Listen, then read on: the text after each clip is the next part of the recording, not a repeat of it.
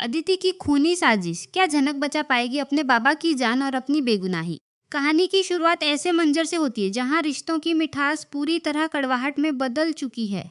अदिति के दिल में झनक के लिए जो नफरत की आग सुलग रही थी, वह अब एक ऐसी साजिश में तब्दील हो चुकी है जो किसी की जान भी ले सकती है। अदिति पूरी तरह बदल चुकी है। उसे हर पल यह बात चुभती है कि झनक ने न केवल उसका पति ऋषि छीन लिया, बल्कि अब वह उसके पिता अनिरुद्ध बोस के दिल में भी अपनी जगह बना रही है। अदिति को लगता है कि जिस आदमी यानी ऋषि को उसने सालों से प्यार किया, उसे झनक को सौंप दिया और अब झनक उसके पिता का प्यार भी बांटना चाहती है।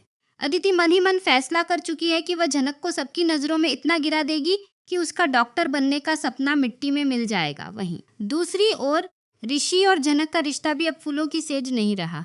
ऋषि, जो कभी झनक की सादगी का कायल था, अब कहीं ना कहीं पछता रहा है कि उस तलाक देकर सही किया या गलत। ऋषि अब भी हर छोटी बात पर झनक से ऊंची आवाज में बात करता है। वह झनक को ताना मारता है कि वह अदिति जितनी स्मार्ट नहीं है, उसकी तरह फैशनेबल कपड़े नहीं पहनती और न ही उसकी तरह तैयार होती है। ऋषि हर समय झनक की तुलना अदिति से करके उसे नीचा दिखाता है, लेकिन हमारी झनक भी अब चुप रहने वालों में से नहीं है। वह ऋषि को साफ साफ कह देती है, देखिए ऋषि बाबू, अगर आपको मुझसे इतनी प्रॉब्लम है और मेरे कपड़ों और चाल ढाल से आपको शर्मिंदगी होती है, आप वापस अदिति दीदी के पास जा सकते हैं।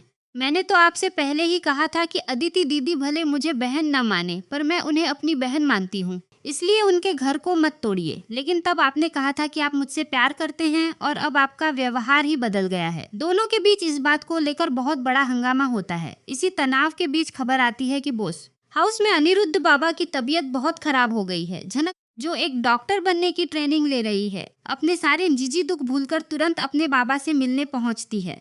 झनक वहां जाकर अनिरुद्ध का चेकअप करती है। अदिति यह सब देख रही होती है और उसके मन में जलन की आग और भड़क जाती है।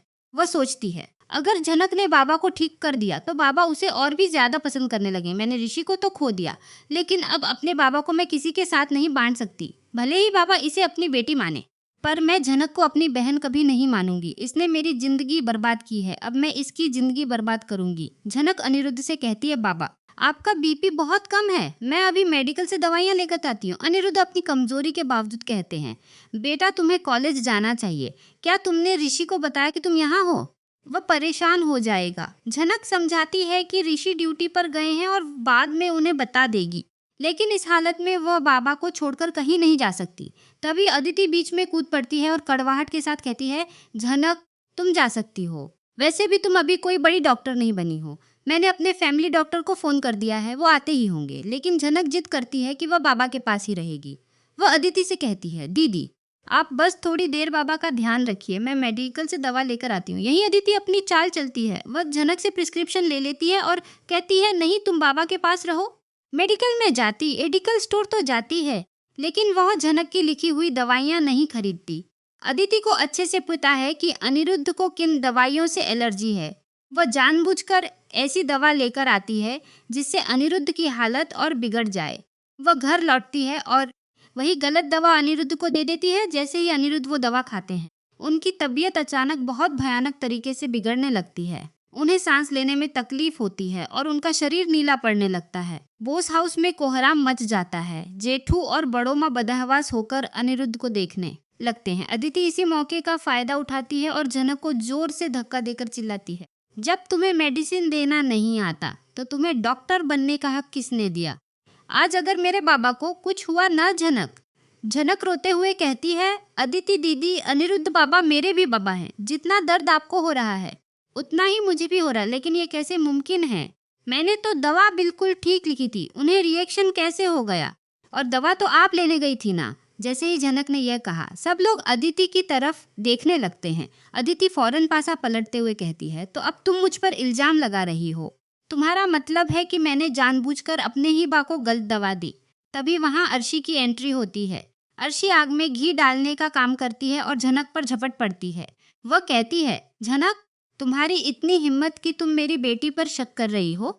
अदिति और अनिरुद्ध की जान एक दूसरे में बसती है। वो अपने बाबा को सपने में भी चोट नहीं पहुंचा सकती। 2-4 इंग्लिश की किताबें क्या पढ़ ली, तुम खुद को डॉक्टर समझने लगी।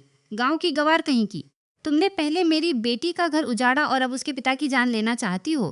अर्शी चिल्लाते हुए कहती है कि एक असली डॉक्टर को पता होता है कि मरीज को किस चीज से एलर्जी है।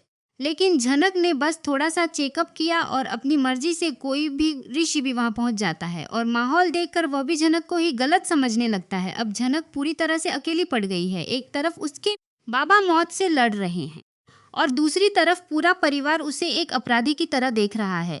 क्या झनक इस साजिश का पर्दाफाश कर पाएगी? क्या वह साबित कर पाएगी कि दवा अदिति ने बदली थी? यह सब जानने के लिए देखिए हमारा अगला वीडियो।